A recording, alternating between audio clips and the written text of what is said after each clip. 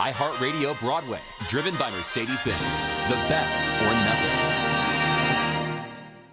Hi everyone, I'm S.J. Arnegar, the director for iHeartRadio Broadway. Thank you once again for joining our late night curtain call program for the Virtual Thespian Festival.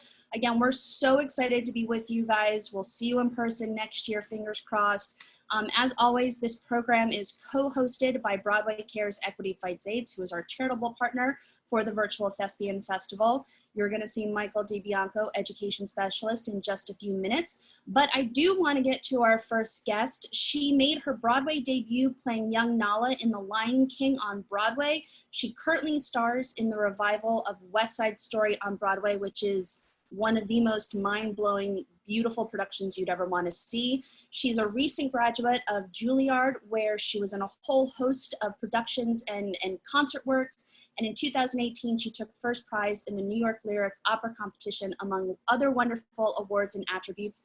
Please welcome to Curtain Call, Shereen Pimental. Hey. Hi, how are you? Good, how you doing? I'm good. How are you holding up with everything right now? You know, taking it day by day and like doing different things every day. Yesterday I finished rhinestoning a pair of Converse. So, you know, yeah, like I feel like every week I pick up a new hobby. And that was the hobby for this week. And now I have a bunch of extra rhinestones and nothing else to do. So we'll see what happens. So, fun fact, I interviewed you last week for the podcast that I co-host called Growing Up Broadway, and you went through the whole litany of your hobbies that you've picked up. The one that I was talking about the most is the painting of the jean jacket, which was amazing. Can you just go through what your hobbies have been so far? Yeah, so painting is one of them. I make jam, I bake like cupcakes and all that jazz.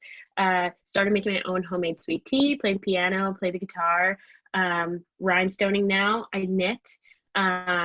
Those are like the main ones. Oh, I cut bangs at one point. I dyed my hair pink at one point. So yeah, I started there because I feel like we all started with hair. Like I remember looking up, trying to find the hair dye, and like everything was sold out basically, except like rose gold, and that worked out. And then kind of progressed into like all the other things. It's amazing when you have the time, what you actually wind up picking up. And it's things that you would never expect. Like mine's now interior decorating. I just like to rearrange my apartment. I'm gonna start like moving too from New York and back to New Jersey for a little bit. So I know that I'm gonna get into like the whole, I love interior design. So like it's very bad for me to move. And as they're starting to talk about like curbside pickup or like shopping in store, maybe I'm like, I'm gonna end up at Home Goods every single day because I have the time now. So that one I'm actually afraid to get into all over again. I will say I'm very thankful I don't have a Home Goods near me, a TJ Maxx, or a Home Sense. If I had any one of those, my apartment would be completely different on a weekly basis. I have all of those near me and I know where every single one of them is, so that's the problem. So before we talk about West Side Story and some other fun things, the question I've been asking everyone, what musical theater voices did you idolize growing up? Audra, like that was like the main person, I think, for me. The first few musicals I saw were like on Broadway too, were like Rent in Chicago, and then like Beauty and the Beast and Lion King, and I don't think I understood that like that could be a career and those people end up going on and doing other shows and stuff. But I started to understand that, I think, while looking at Audra's career, like seeing her progression and like the albums she did, and I got to see one of her concerts, and I think that's where I was like, that's what I want to do. I finally got to like pinpoint in the arts what I wanted to do, because at first it was like, I want to be a dancer, and then I was like, I want to be a singer. But like there's so many genres, there's so much you can do with such like a broad scope of an idea. But yeah, she was somebody I like idolized, and finally gave me a structure to follow along to try to make a career in that form. And with that, in the intro that I did for you, you made your debut, Broadway debut, as young Nala in The Lion King. But as you mentioned on the podcast, you actually had to find the audition yourself. You told your mom that I want to do this. And she was like, okay.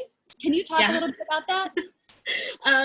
So no one in my family does like arts in any form. Like, you know, me even talking about being a dancer, they were like, okay, we're just gonna put you in dance class. Like, there you go, have fun. Because that's, you know, a hobby. But after seeing The Lion King, I was like really motivated to try to find something. And as any kid would, I played games on like DisneyChannel.com. So I was like, this makes sense. It's Disney. It must be somewhere. Like, there must be a tab that you can click on. So I clicked on the casting tab and like found auditions. And I remember seeing an ECC and I was like, Mom, here it is. Like, I can go to that. And so my mom had to do like a little bit of research and was like, no, that's not really for you. Like, and we started to try to understand something that no one knew in my house. And then an open call popped up. Like, I checked every single day. And it was like a day in December. And my dad went out. This is a thing that I will never forget in my whole life, like what I wore, the number, the whole thing. But my dad went out the night before, and, you know, people lined up in front of the Apollo Theater, and he stood on line for me so I could like sleep, which is something, you know, as an adult, I now can't do. I you know, rarely sleep. We still stand on the lines, go to the auditions. But sorry, I have a puppy and he barks. So if you hear him barking, he's downstairs. But you know, he stood online and I got to go that morning to the audition. I was number 23 and I missed my dance class for the first time ever in my life, and auditioned and got a call back. And, you know, I never took a singing lesson before. Like, I never knew what that world was until I did that. And my mom was like, now what do I do? How do I find someone to help? Because like, we need some help in this realm and we don't know what to do. And yeah, that's how I ended up doing it. And what was it like making your debut as a kid? I think it was really exciting. Yeah. I remember being really nervous on the first day. I had seen the show a few times, and so I knew it from watching it and from rehearsals and stuff. But there's something to be said about like doing and having all of those people watching you. Because when you do a put-in, it's just you and the cast, and they're cheering you on, and it's great, but no one's in the audience. So it was thrilling. I was nervous, but they did give me some great advice, which was like, if you're nervous, like turn that into excitement. And I think that really helped later on in life if I ever get nervous and deal with that kind of thing. Because I'm one of those people who like gets nervous right before I walk on stage. Like there's no second to stop. There's no second to like think too much about it. I just kind of have to do now. But yeah, it was exciting. It's like that really launched me into like, I'm gonna do musical theater for the rest of my life, and this is it. So we're gonna take a quick pause and have Michael DiBianco join us to do a little PSA for Broadway Cares, and then we'll talk about Juilliard and West Side Story and all the big things. Michael. Hello, hi thespians. Oh my goodness. So tonight, I want to give a very, very special shout out to the educators, the teachers, troupe directors, state board members, and chapter directors who work tirelessly to make sure their students feel safe, supported, and successful. You guys wear so many fabulous hats in order to get the job done, and yet you still find time to teach your students about empathy and compassion for others. Arts educators across the country not only are creating the next generation of theater artists, they're also inspiring and empowering the next generation of activists. Many of you were great supporters of Broadway Cares from the very beginning of your careers as professional artists, and continue to share that tradition of coming together as a community with your students. So on behalf of everyone at Broadway Cares, thank you so much for your friendship, leadership, and generosity in helping provide immediate support to those in need. You continue to prove every day that what we do together makes a difference. Now I'm going to hand it back to SJ and the fabulous Shereen Pimental. Thank you, Michael. Again, Broadway Cares, such an amazing organization, and what they do on the education front is just phenomenal. So thank you to them for being our charitable partner during this curtain call nightly program. So I want to talk about West Side Story. So How did you become attached? I know you went through an audition process, but what was the process like for you to be a part of West Side Story in the first place? Oh, I saw the revival, like 2009, 2010 revival. You know that like I just came off of doing The Lion King, and we wanted to see a musical, and you hear about West Side Story all the time, and like have listened to the songs but never saw a version of it, and I fell in love with it. I think I fell in love with both um roles of Maria and Anita for sure, because at that time I was like, do I still want to dance? Do I want to be a singer full time? And later on that blossomed into like Maria, and that's what I wanted to do.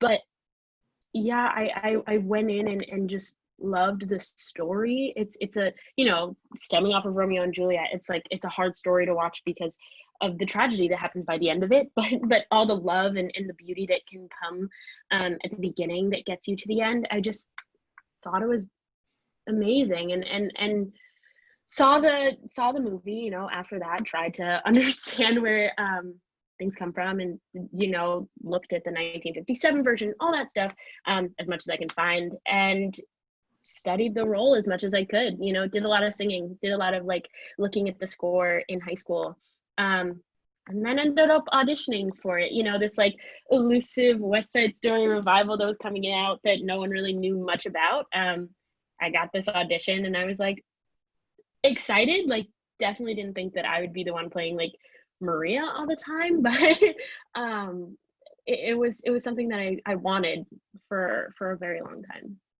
And for those that haven't seen the show, it is truly one of the most gripping stage productions of West Side Story I've ever seen. The fact that it's on such a large stage, but at the same time it feels so intimate and so raw and so powerful is a testament to what the cast is doing.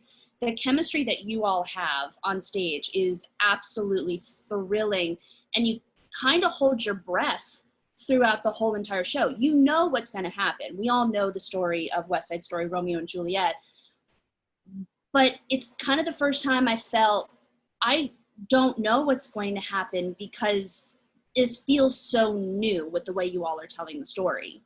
Yeah. I think that at least I did. I felt that same way when I first saw, when we did our first like full run through. I think it's common that when you do like kids theater or like high school theater, you like sit there and sometimes you watch these things come about of like scenes that you're not in. But that was one of the times that even in opera that happened. So I think that was one of the times in a very long time that there were a lot of parts that I hadn't seen, and didn't know what was coming next. And it was like shocking. Like there were moments for me that like I couldn't watch because I also had to do the show. And so like the parts of like Shereen who wanted to feel all the feelings of watching the show couldn't come into this because I wasn't at that part of the story for my character. And so like I was way too far. But after we did the first run through, I realized that like we made something, and we made something that we would work with and keep blossoming into more. But like it was just fascinating to see what we made that was like exciting. Yeah. It also felt so raw because it's one of the first productions where it has been age appropriate casting, and it really truly felt like the true New York at a lot of moments actually. And I just applaud the direction of the show with it being so relevant to also what we're going through right now as a country too.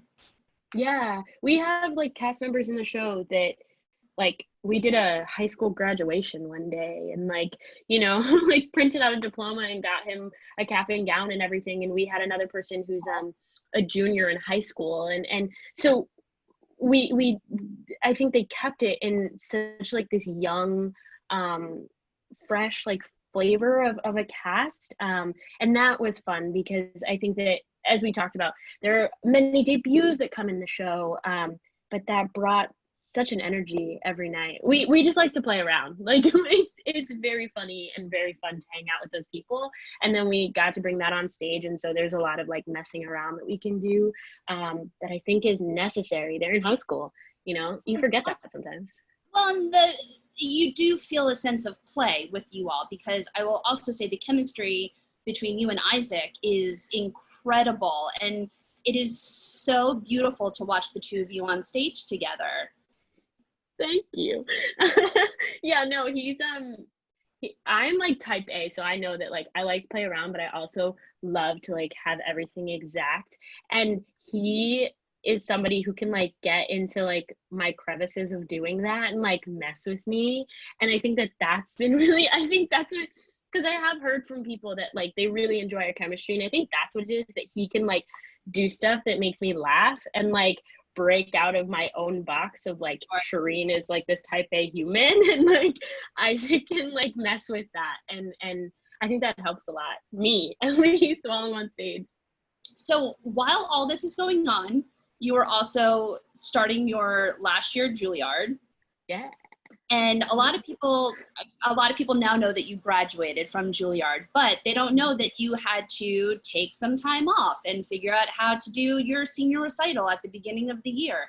So for those watching, what is it like being in a Broadway show and trying to finish out your last year of school at the same time at Juilliard? Yeah. I think it was simple.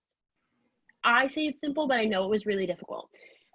Because once I got the casting announcement, I had to go home by like, I took the weekend for myself and celebrated and all that stuff. And then Monday came and it was time to like make a plan as to what I was going to do, because there was no way to do this without a plan. Mm-hmm. And I think that's why I felt like it was so simple, because once the time came for us to start school, it felt like I could just like hit a start button and go, and there was going to be no problem. And that's where, you know, planning my recital came in, because I had to program a full hour recital by the last Friday of September. Now that was my own like deadline for myself, because I knew if I was like, oh, I'll do it after we open, I would still be extremely stressed out. So everyone pushed me September, and I am so thankful for that. And I did as much classwork as I possibly could in September and warned everybody that I was going to disappear, basically. But any days I did have off from rehearsal, I would email my teacher and tell them like, I'm coming to class. Like, is there anything that I could do? Could I sing a song in class? Could I hand you an assignment today? If that would help kind of like further it along since I've been gone. So yeah, there was also just a lot of communication. We had to keep talking every single day. And then coronavirus happened and I've been home. So I finished up my degree in my bedroom. You know, I had hours to finish assignments. And yeah, that did make it a lot easier, even though I was very sad not to be performing. I was home, so I got to do that. So one of the things that you and I didn't talk about on the podcast is I, too, am a former performer. I have my master's in classical voice and opera studies. I was a professional opera singer. Yeah. And I felt like growing up, you either had to be musical theater or you had to be opera. There was no in between. You had to choose and pigeonhole yourself in one or the other. I feel like for you, though, you have found your way around that to be able to allow yourself to explore just performing and not do one or the other. How were you able to navigate that choice? Yeah. A lot of it came from like telling people no, like I wasn't going to choose. Like from my first summer program I did when I was 17 years old, I had like one person at least each time would tell me, you have to make a decision. Mm-hmm. And people would be like, maybe not now, but you have to make a decision at some point, because then it's going to be really difficult and no one's going to be able to hire you and all the things, because it sounds really scary. You're never going to get a job because no one will be able to understand you. It's not true. As long as you're able to figure out yourself in a way, you know, we can't all figure out ourselves completely, but what your path as a career might be, it gets easier for you to explain that to someone else. Mm-hmm. I think just in general as a career, like people can't buy into you doing something until you buy into you doing that thing. Right. And so I had years of going to school to figure out what I was selling, you know, what I was providing to people. And I think that's why for me, like looking at Audra's career was really great, because the thing I think I loved the most about her was not actually her in shows. I think she's amazing in shows, not like phenomenal, but it was her concert work that I was like, there it is. She could take any song and make you laugh and make you cry, and it could be at the bottom of her register or the top, and it did not matter. I would sit for hours and listen to her sing. I didn't care. And I wasn't the biggest opera performer, but like if she was going to do an opera, I was going to show up. Like I was sure, because I will buy I don't care what it is. Like she's amazing as an actress, just everything. Yeah. And that's what I wanted at the end of the day, was not to do a specific genre, though I really do love musical theater.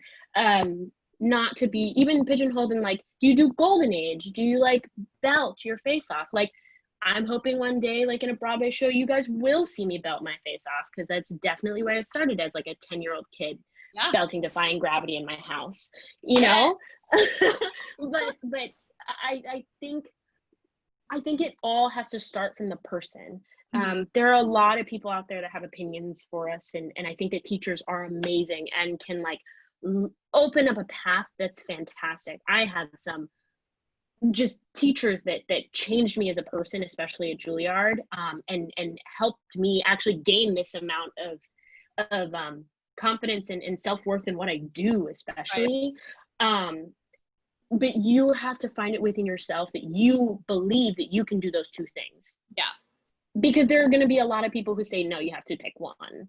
And then when you believe it in yourself, you'll find the other people that believe in you that you can do both. Well, and I agree with you so hard, because I feel like instead of pigeonholing, teachers need to just let students play and explore and figure out what's going to work for them. I agree with you so hard about Audra. My three were Audra, Kristen Chenoweth, and Kelly O'Hara.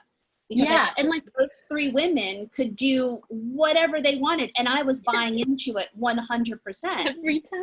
Every time. Kelly, I like saw Cozy at the Met. Kelly was in it. I was like, I have to see this happen. Like it's something that they do, that they inhabit everything, no matter if it's like in Italian in 3 hours, or if it's in English and it's like an hour and 45 minutes, like they're there the whole way. But I remember my second year, I had an acting teacher who every year she would do opera scenes for people. And she realized my year that a lot of people like musical theater. So she took all the things that she was teaching us, and she ended up giving us a bunch of golden age musical theater things, like scenes to do. And I feel like that's like really a testament to her being a teacher. Like she heard us and noticed that we needed to like branch out in a different way, because we're in an opera program, but a lot of people were interested in other things, and like just steered her curriculum in the way that like her students needed it. And still to this day now, kind of like we were the guinea pigs of the musical theater scenes, but like she steers that in whatever direction her students want, to be able to give them the opportunity, even if they don't want to go into musical theater, you want to go into opera, just the opportunity to like see that there are so many options. Right. And before we get to the traditional rapid fire questions, you've given so much advice during this whole entire interview, but because this is for the thespians, is there one piece of advice that you want to bestow upon the thespians who are watching tonight? Yeah, I think this is the biggest piece of advice that I've like been saying in the past few months, because it's just so important to remember that my mom once told me that for every one yes you get, there will be 500 no's. It's huge for me, because I got a yes of like West Side. I'm playing Maria, but I'm going to have a bunch of other auditions that are going to pop up, and they're going to be a no, even if I make it to the like final audition and I think it's the one that I want. It's, you know, maybe not my time and not the show that I'm actually supposed to be in at that time. It was really easy for me to look at it that way as a kid, because I tried to look at it in the type A practical way of like counting. I was like, well, this is number one. Only 499 left. But it gives you that opportunity to understand that like there are going to be a lot of no's and it is going to be hard, but like there is that glimmer of hope in that one, yes, it is going to come and it's going to be right and it's going to be perfect for you. And hopefully the rejection that comes doesn't like discourage you from continuing that path. It shows you that it's a long path, but it isn't like bleak with no hope. Like there is hope somewhere in it.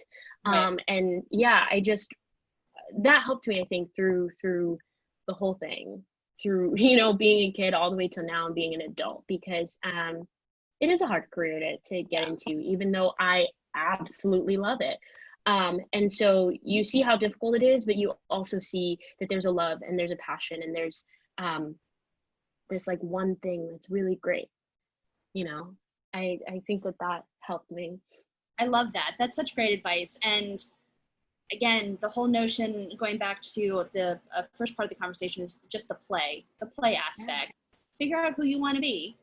Yeah, I honestly, one of the things I have loved in quarantine is like Zoom things. I don't love Zoom in general. Like it gets kind of tiring. You get on the phone every single, like for hours, you're not actually seeing the people, but like I've been able to connect with people in such a different way, and you're in your own space. And so you can kind of do anything. Like no one's here to judge you. It's already like difficult that we're doing all this stuff through screens. So you can do anything, like, and you can play in whatever way, and reading plays with friends just for fun. Like so many people are willing to do that more now, and willing to just like do things. I've loved that part, at least, of being home, right? You know, to make that connection and to keep playing around with stuff. All right, so we're going to bring Michael DiBianco back in. We're going to ask you just a couple rapid fire questions to round out this interview. All right, yeah. Michael, you ready? Let's do this. Shereen, you ready? Here we go. I'm ready. What's your favorite musical of all times? Into the Woods. Yes. Funny or most embarrassing thing that's ever happened to you on stage? Actually, in West Side Story, I fell. Like full on fell. Isaac and I like kind of make up this little dance during One Hand, One Heart, like every night. And my hand slipped out of his hand, and then he was trying to figure out how to like make something else, and we were both on like different wavelengths, and I just like tripped and fell. Like full on, just like boom. And he was like, and we didn't like full on did not know what to do. And I think people thought it was like, you know, staged that way, that it was supposed to be like cute and stuff. And like, nope, full on, just like fell on down. Oh God. All right, if you could play any role regardless of gender, what would it be? This is always hard. Alexander Hamilton. That'd be fun. That'd be fun. Yeah. Who do you want to be when you grow up? Audra McDonald. Always. I sometimes get scared that she's gonna like see some of this stuff and be like, this girl is a stalker. I'm not. I just love your career. Like, I'll leave you alone. Like, have your own personal life. I just love you. Like, you're a great artist. You are also not the first person to say that on any of these interviews. Taylor Mom-Jones yesterday, she said the exact same thing. So you are not alone. Be a goddess. I mean, there's nothing wrong with that. She's a goddess. Right? Like a full-on queen. That's all I want to be. I will just say, she came into my office to do an interview, and she was the most low-key, chill person ever, and I was here for it. She was talking about her daughter's prom. I was like, you have exceeded all of my like wildest expectations, because you were just the most chill person ever. Oh, I'm sure. Like, I no doubt. Like, I even look at her Instagram, because I'm like, look at her, just being a normal person. Yeah. We all like love her, and she's just normal and fun and funny. She's a queen to us, so you know. All right, if you could eat one thing for the rest of your life, what would it be? Schmackery cookies. Yes. What's your favorite one? I am boring. Classic chocolate chip. Thank you. They put salt in there, and that is the game changer. A little bit of salt on top too. Oh, it's the best. When you get like a tiny little chunk of salt and you've got the chocolate at the same time. Magic. This is why you and I are friends. That's it. Get it. Yeah. It's not the ones with the frosting on top, the plain chocolate with sea salt. It's too much for me. Yeah, I agree. Last question, Michael. Best piece of advice you ever received? Okay, so I gave some advice. The other one I got before was you could be like the ripest, juiciest peach, like of all the peaches, and there will still be someone who doesn't like peaches. Because like you can't guarantee that everyone will like love you and like you, any of that stuff. But you still have to be amazing. Like, you're great. You're the most fantastic peach of the bunch still. I love that. Like taking that, putting it. Put it in the pocket. Shereen, thank you so much for joining us today. I know all the thespians watching completely appreciate you joining us from quarantine in Jersey. We wish you all the best. We cannot wait to be back at the Broadway Theater celebrating with you and the West Side Story cast. So thank you so much. Thank you. Bye, Shereen. She's the best. Star. I can't. One day, you know what? One day we're just gonna be walking past Joe Allen's and she's just gonna be sitting at a table with Audra, just talking about their Tonys. That's what's gonna be happening. Little martinis at Joe Allen's. All right, do you want to introduce our next guest? Oh, I so want to do that. I am so excited she's here to join us. This woman, what do I say? She's just a lovely, lovely human being, just such an inspiration, and became such a great friend to our organization of Broadway Cares. She and her students have always been so supportive of us, but in the past couple of years, we've gotten so close. She and her students came to New York to perform in our Easter Bonnet, annual Easter Bonnet competition that we do every year with the cast of School of Rock. And that whole weekend was just so magical, how we all were able to, as a community, come together and just create such a wonderful weekend. She is the drama department director at Marjorie Stoneman Douglas High School in Parkland, Florida. She's also the 2018 recipient of the Excellence in Theater Education Tony Award. Please welcome the always wonderful and absolutely fabulous Melody Herzfeld. Oh, she's masked. Hit it. Oh, hi. Oh, hey, girl. Hi, thespians. You were doing it correct. Correct. You can't read my lips right now, can you? No. Just inhale and exhale. All right. Oh, wait. It's safe to take this off. We're totally safe. Totally Yep. safe, yes. Hi. Hi. I Thank thought you I'd so be funny because that's all I got. Well, I appreciate you and the bit. I appreciate it for this late night talk show that we have. So good to be here with all the thespians late night, because they really only go to sleep from they sleep probably like 3 a.m. until 3:45 when they're on a thespian event. Pretty much. And they're usually up the entire time. So I'm sure that the teenagers are all up just trying to figure out what they got going on. Just like old times. Right? I will say I will miss being in Lincoln, Nebraska with the heat, be with all the kids, but I miss Lincoln. Lincoln's such a cool little town. I know, I miss that little ice cream shop. We really missed out on thespians this year because our state festival was the week that they shut everything down. Right. So we were this close Yeah. to almost getting there, and then everything was just done. So I want to talk about you for a little bit. My first question to you is, why did you choose a career in theater education? It's kind of like a long story, and the short story of it is, to be honest, I think that you feel a calling to something and you take a shot at it and it turns out to be the right choice. And I think that happens in a lot of careers where you're drawn to something and you take a chance in doing it. And then when it's meant to be, like it's really the right place. So, I mean, obviously there's a journey that you go through to find that, and it's never what you always start out with. It's what you end up with is where you feel most balanced most in control of what you're doing and most successful. So for me, it was the calling and then just pursuing that and the steps that you take towards it.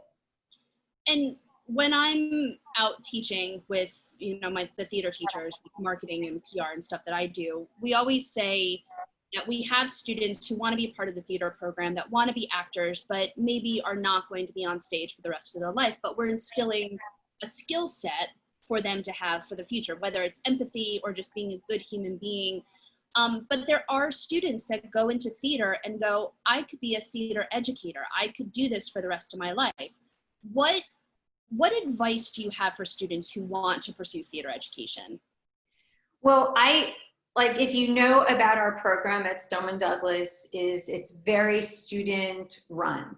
So what I always believed in is that we get the most creative and best ideas if we let the students be in charge of it. So I allow for students to be directors. I have a very large active officer body that runs our troupe, and we have president, vice president, philanthropist, we have webmaster, we have publicity, not only publicity design, but publicity editorial. So we're giving a lot of opportunities for students to not only just perform on stage, but be part of the creative team in what you're doing. So I have had several students, though, that have gone on, they went on to college and went on for acting or for stage management or design, and they ended up becoming theater educators. And where they are right now is really where they need to be. One became a middle school drama teacher, actually at our sister school, the one that feeds into us. And one also now has a master's in performance, and he is the director at a college level. So that's where they find their way. But I think the advice would be is to make sure that you go to a school that does have that opportunity there. Take classes. Even if you're in a BFA program, you're going to be taking classes that encompass all of the different variations of theater and how it's related, and take an education course, see what it's like. Have that in your back pocket, because I think the one thing that I always tell students is, you're smart, you have a lot of skills. I don't want to say to waste an education on an arts program. However, be smart about where you're there. While you're there, like, where can you do a minor? Where can you double major? Can you put that effort into making those summer classes so you can really explore some cushion that the possibilities, can be endless, because things can change for you when you graduate. When I graduated NYU in 1987, I remember feeling the need to be very traditional and get a job. Mm-hmm. And it was very important to have a job.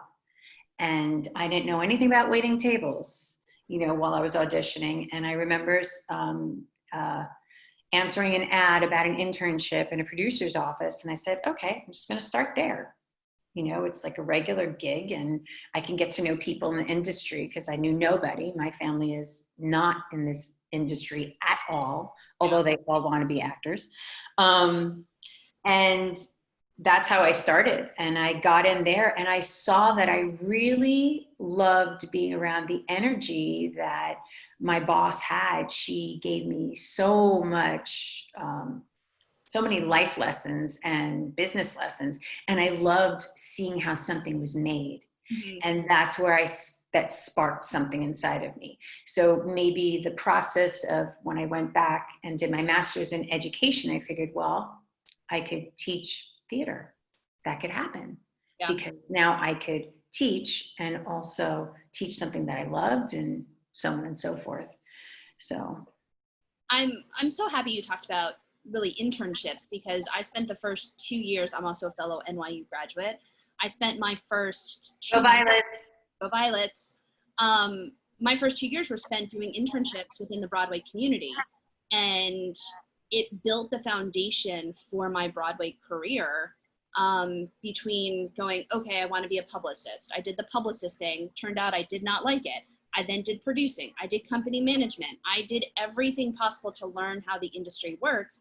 And it's what helps define kind of your path, because you can, like I was talking about with Shereen, you can play a little bit in those internships while you're utilizing and learning the business skills of an industry. Yeah, definitely. I think that it is so important to get that kind of apprenticeship that we have available to us in the theater world. Because theater world, it's like when you get your foot in the door, you're in. And there's a world that exists. It's just like, really just like any other kind of business or industry that you're in.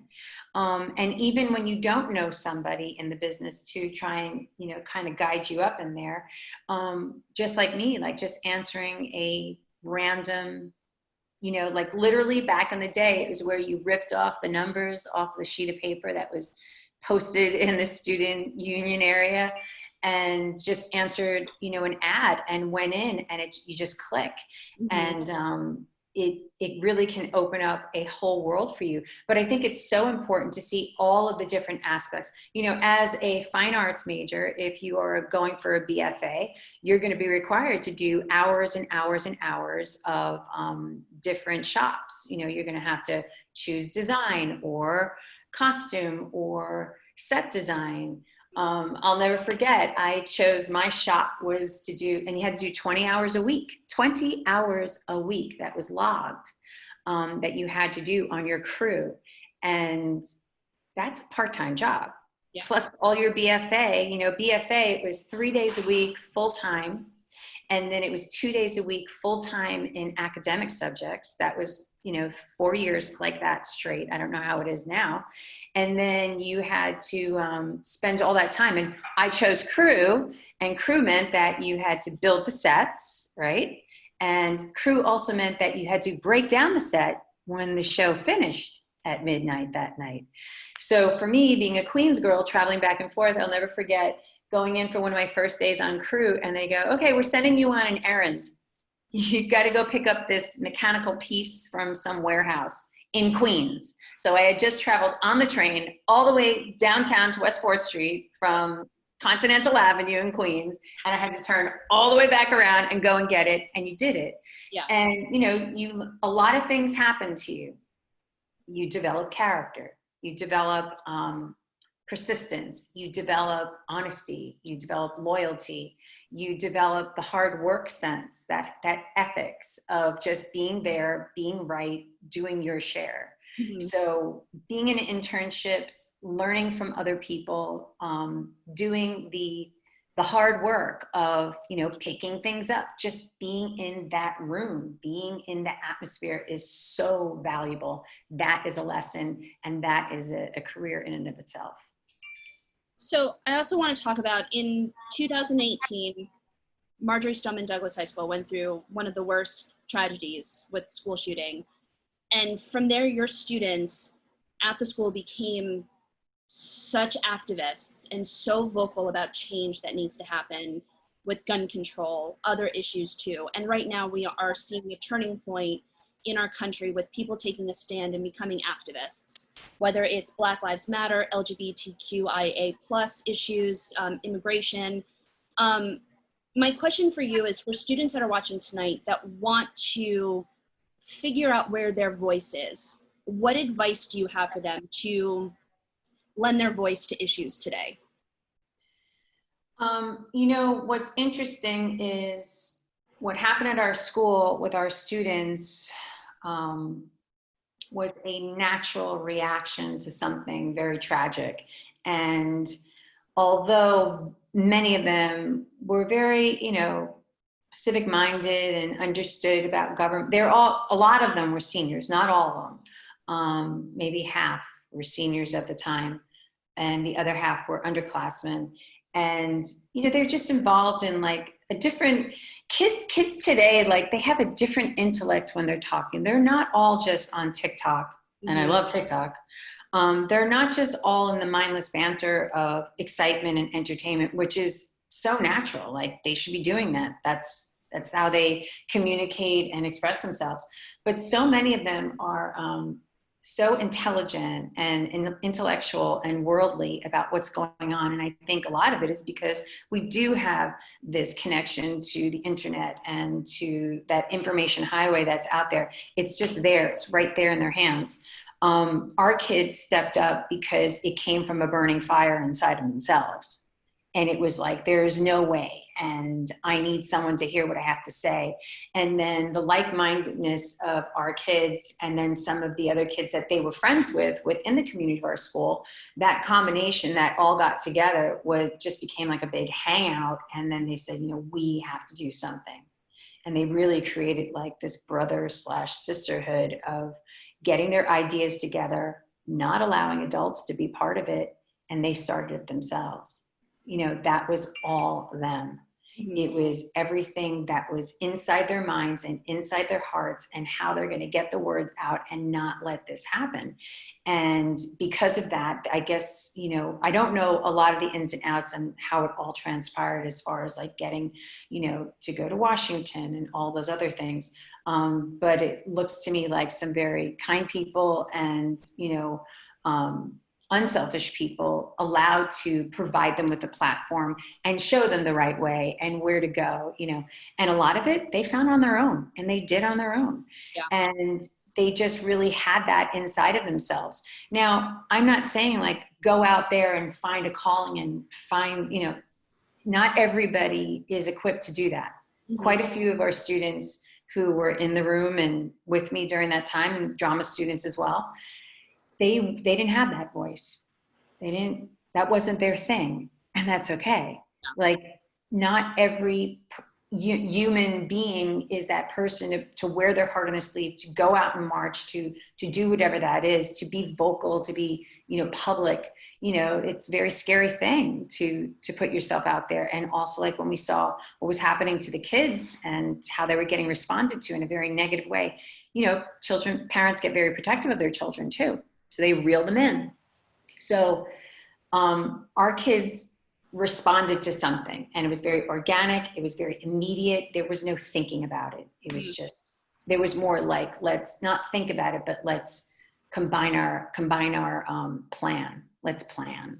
And they went from that point of view, which was nothing better than that. Those are the times where, real change is made. If I were giving advice to kids about if they felt like they needed to be part of something, they have to go to something that they feel very strongly about and something that they care about. And they also have to look at all the other things that revolve that issue, because there's a lot of bad people out there too. There's a lot of bad people that will use the backs of a young student or a young voice to push their own agenda. And it needs to be something that, they trust. So they just have to be very smart about who they get involved with. In that same year, you received the Tony Educator Award. And I want your take on, when you found out that you were receiving the award, and what it was like being on that stage, accepting the award, and watching your students perform on the stage of the Tonys. Well, the day that I found out that I received the Tony Award was a call into my cell phone, which I had at my desk in class, and I'm literally writing bathroom passes out. And it was the lady from the league, and I was just like, who is this? What's going on? And I was taking this call at the same time that I'm just conducting regular business with the kids. And I didn't think it was a tech theater class. So I didn't even think like, what do? You say it in front of the kids, are going to go, oh, nice. Okay. I just kind of like kept it inside. And then my next theater class that came, I didn't say anything. And I think I recall them saying that it wasn't announced yet, and that you just had to wait until it was announced. Mm-hmm. And I just was like, okay, so I just keep it all in and don't say anything to anybody, except my husband. And that was it. But when it was announced on social medias, I remember going into our officer,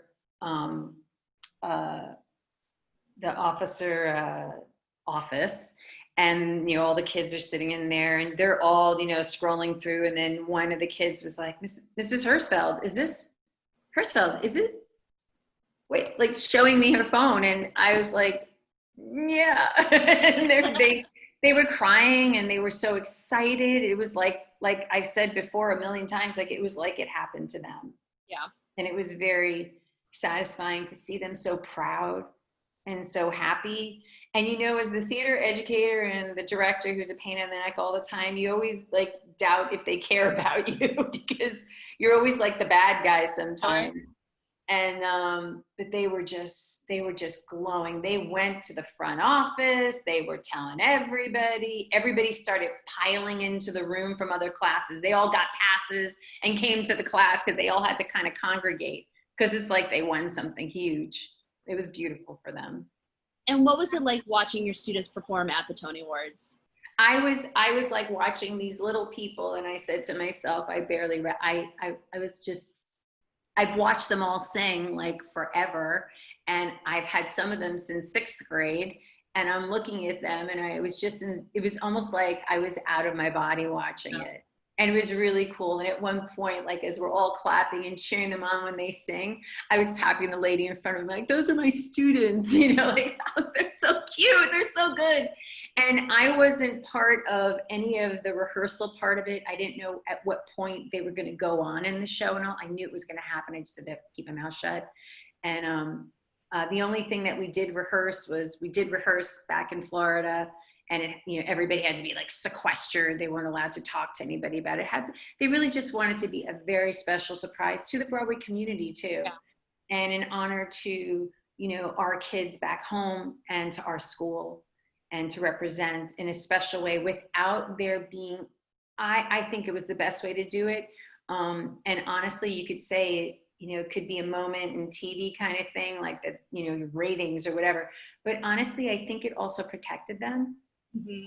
Because if there was going to be this whole publicity thing about them being on, the kids didn't need any more negative attention. Right. And anytime, places or people knew that our kids from the March for Our Lives were going to be around, it became like you have the negativity around it too. And mm-hmm. several kids that were in our group were part of, kids that performed were in March for Our Lives. Well, I will say watching you all grow as a school and what you all have been able to do has been amazing for us all to witness. And we feel like you are a part of our community, not just the thespians, but the Broadway community in itself. So I want to thank you so much for joining us today. It has been an absolute pleasure to talk to you, and I wish you all the best. I don't know what your school outlook looks like for the fall. I don't know either. I'm getting a little nervous because we're on a lot of group chats, all the teachers, and one of the things is they're all talking about virtual performances. And I don't know about you, but that there's nothing like live theater. Yep. There's nothing like the magic of that. You can watch all of these made for television, live, quote unquote, live performances of all the plays and musicals. And people ask me all the time, oh, did you watch this or did you watch that? I don't see what we do in that medium, what's in any way, shape, form whatsoever. So it's very hard to think that that's where we're going to be. And that's why we just pray that we're going to get back to being on the stage, even if it's limited audiences, and just getting our kids back up on the stage and continuing with live theater. It's so vital. That medium belongs live. It belongs in front of a live audience. And I know that the kids right now, you all are missing that. And some of you missed your shows and the work that you put into it, especially if you were a senior and you didn't get to finish that spring show. You can be as creative as you want, and hopefully you've had a teacher that has been able to creatively put something together so there's something to memorialize that. Right. But this is your story, as bad as this has been. And this is what we talked about, especially at our school, because, we had a shooting 2 years ago. A lot of these kids missed out on a 9th grade. Now our 10th graders are missed out on a senior year with all the bells and whistles at the end. Like, you know, we think it could be bad, and then it gets worse, and then it gets bad again. And you just have to remember that it's just part of your story, and you're here. Be present in the moment, be creative, find the creativity of how you're going to go on and do things. You know, when you were talking to Shereen about the things that she's been doing, you know, her projects and everything, me too, like making masks or making shorts or learning how to play the piano. Like there's a time that you can take this time as like a time of introspection, right, to say, where am I and where do I fit in with everything right now? And just get ready, because when those doors open, you're going to, I get so excited thinking about how great it's going to be when we're back. Right. On that note, I'm going to bring Michael DeBianco out so we can wish you just the best. Again, thank you so much for joining us today. I truly appreciate it. I can't wait to see what you and your students do in the fall and in 5 years from now. So Melody, thank you so much for joining us today. Thank you. Thank you, Melody. All right, we'll talk to you later. Thank you, Melody. Bye. So that is curtain call for tonight. I don't know if this is the last show or the second show. It's up to the thespians to figure out what show this is. So have an amazing rest of your evening. Michael and I wish you nothing but the best, and have a great day tomorrow at the Virtual Thespian Festival. Stay fabulous. Bye, guys. iHeartRadio Broadway, driven by Mercedes-Benz. The best or nothing.